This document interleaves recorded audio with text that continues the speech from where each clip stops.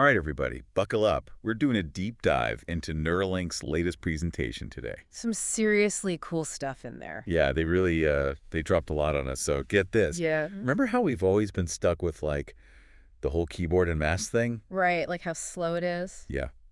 Typing, clicking, even voice commands. Our brains are working so much faster. It's like trying to, I don't know, send a file with like smoke signals or something. Exactly. But Neuralink, they're trying to change all that.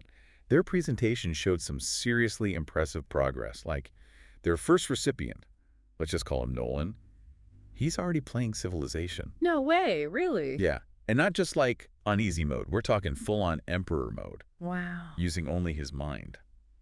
I can barely win on the easiest setting. I know, right? And he's even challenging the Neuralink team at speed chess. You can actually try to beat his score on their website. It's a trip. I know. And here's the kicker. This is just their first product, telepathy. It's all about digital independence. And it really highlights just how limited we are by this like human-to-device bandwidth. It's less than 1 bit per second on an average day. 1 bit. Seriously.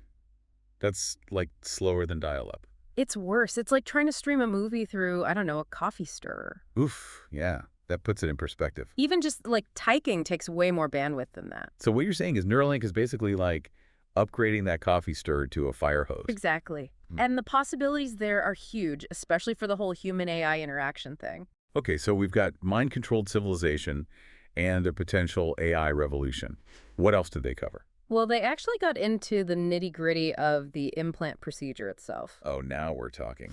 That's where it gets really interesting. Yeah, because the brain, well, it's a very complex and surprisingly active organ. Oh, yeah. Yeah, one of the things they found is that it moves like 3 millimeters with every heartbeat. Really? I had no idea. It's wild, right? And that creates a unique challenge for their surgical robot. The robot that actually, like, puts the implant in. Yeah, it has to be insanely precise. So how do they do it? Like, what's the process? Well, it all comes down to these, well, they're like tiny threads. They're inserted into specific parts of the brain. Threads. What are those exactly? Yeah. Threads. What are those exactly? So there are these incredibly thin electrodes, super flexible, and they get inserted into very specific areas of the brain. Okay, so they're basically listening in on what the neurons are saying to each other. Yeah, exactly. They detect and transmit those electrical signals the neurons use, like to chat with each other.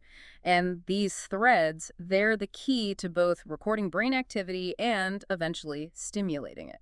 Whoa, okay, so it's like a two-way street then. Exactly.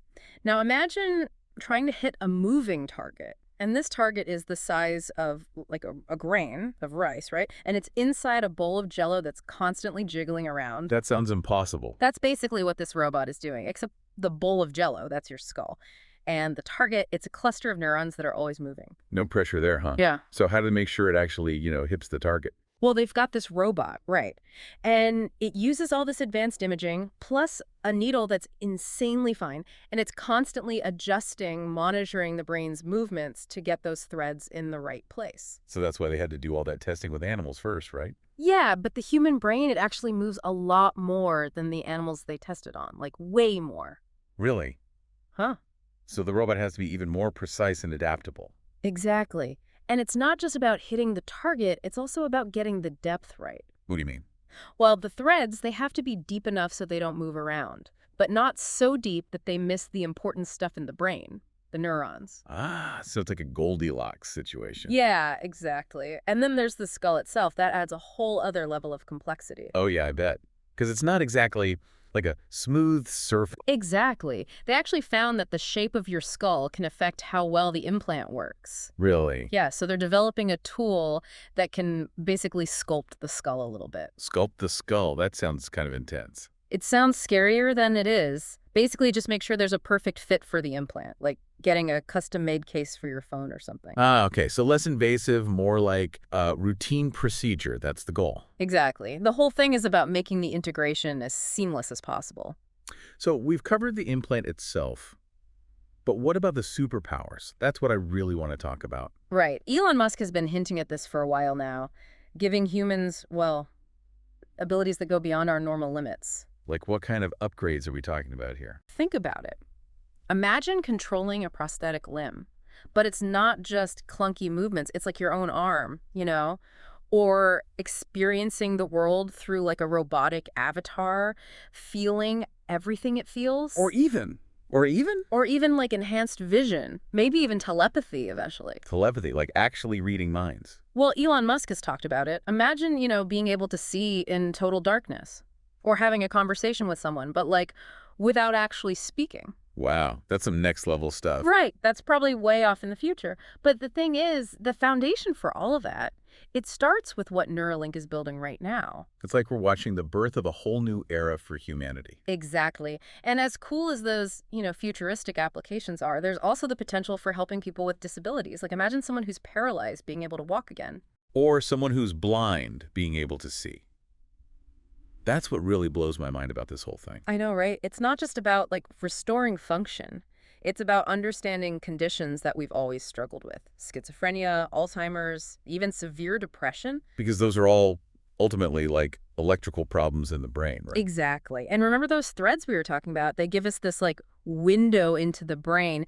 We can actually see the electrical signals, figure out what's going wrong, and maybe even fix it. It's like we're finally starting to crack the code of the human brain. Exactly. And the more we learn, the more possibilities open up. Okay, so we've covered a lot.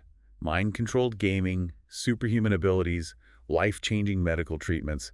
It's a lot to take in. It really is. What's the one thing you really want people to remember from all of this? I think the biggest thing is this isn't science fiction anymore. This is happening now. It's still early, for sure, but the progress is incredible. Yeah, they're moving fast. And this tech, it has the potential to, like, completely change the world. I don't even think we can imagine what it'll be like.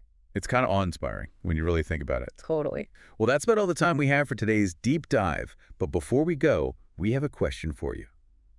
If you could have a Neuralink implant, what superpower would you choose? Think about it and let us know. Until next time.